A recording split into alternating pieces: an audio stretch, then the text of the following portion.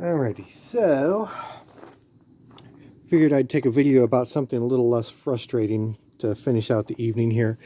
I had the opportunity to stop at Century earlier today and found basically a guy that looked like he was pretty much cleaning out his garage. Threw out all kinds of things that are useful to, someone like me. So some of the stuff looks kind of old, actually, the packaging and whatnot, but power takeoffs, hydraulic speed controls, universal joints. Huh. Interesting. Anyways, I just happened to be there when he was, dumping box after box after box off of his trailer, and after he left, I just kind of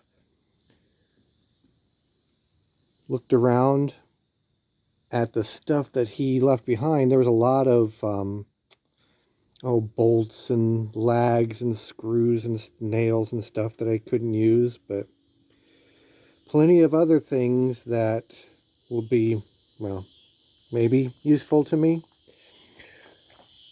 There was a whole slew of these guys out there. I'm not entirely sure if this is meant for joining aerial electrical cable together.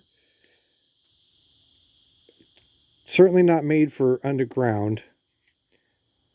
And I wouldn't really see using these in a junction box. But anyways, there was a lot of them. I just grabbed a handful of them. Tiny little crummy old puller. This thing I haven't quite figured out yet. Appears to be stone, but it's such a peculiar shape. I guess I'm assuming it's probably a knife sharpener of some sort,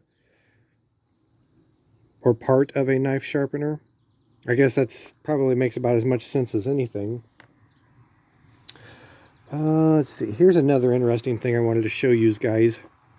This appears to be, I'm assuming, an air limit switch of some sort. Doesn't feel like it moves very well anymore, but I just had to bring it home because, well, it was interesting, and there was a few of these out there. This one seemed to move the best. But yeah, I thought that was definitely an interesting little tidbit. Let's see, I probably ought to measure this. I kind of almost looks like it's a 1-inch Allen wrench. Somehow I don't see myself using that, but what the heck, right? This guy here, another sort of limit switch or shut off valve or whatever.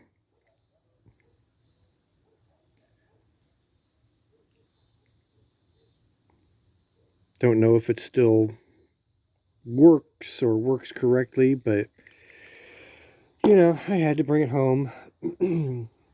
Series of brass ball valves. Doesn't look like there's really anything wrong with them that I can see.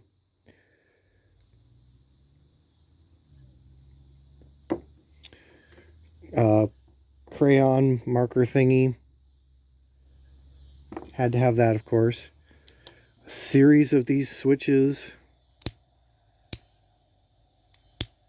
I mean, if it didn't have the Mexico stamp on the side of it, I would say, wow, it almost feels like it's got halfway decent quality, but somehow I don't think I'd want to put that in an aircraft very badly. This appears to be a brand spanking new, never used inner tube. I think this fits the front tires of the garden tractors that I'm using, so I can see that being useful at some point. A whole slew of big blue wire nuts that look like they were never used. A lot of these were in bags with these guys. So that was curious. This thing, actually buzzes when you hook it up 12 volts DC. I think it's supposed to take a light bulb also, but I'm sure it's probably something I'll never use, but what the heck, I had to bring it. But anyways, it's not as cool as the stuff that Adam gets from Small Town Machine Shop, but it keeps me entertained, and after having kind of a frustrating day working with the bushing on the door, I figure this is kind of a nice way to end the evening. Never used 1-inch Starrett hole saw. I don't really think I need the box very badly.